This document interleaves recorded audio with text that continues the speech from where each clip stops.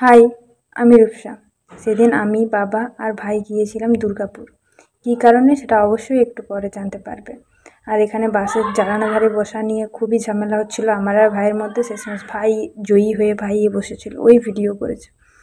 তারপর এই যে বাস স্ট্যান্ডে নামার পর সিটি সেন্টারের উদ্দেশ্যে আমরা মিনি বাস ধরে নিয়েছিলাম। আর আমার অবস্থা পুরো ঝোড়ো কাকের মতো, এতটা ট্রাভেল করে। আমি, ভাই, বাবা সবারই একই অবস্থা। সেখান থেকে নেমে একটা অটো নিয়েছিলাম, কারণ আমরা রাস্তা জানতাম না। খুবই অল্প রাস্তা, পায়ে হেঁটেই যাওয়া যেত, কিন্তু রাস্তা না জানার কারণে আমাদের টোটোটা নিতে হয়। এই যে এখানে এসেছি, ফিজিক্সওয়ালা বিদ্যাপীঠ।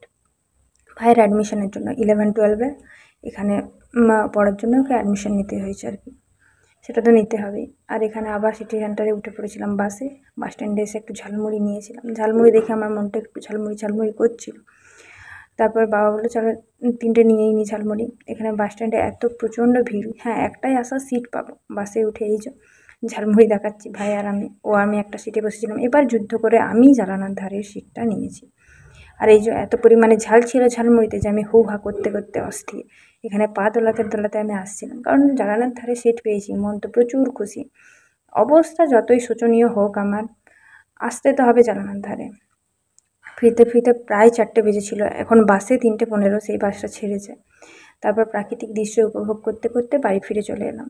এখন রাখি তাহলে, টাটা।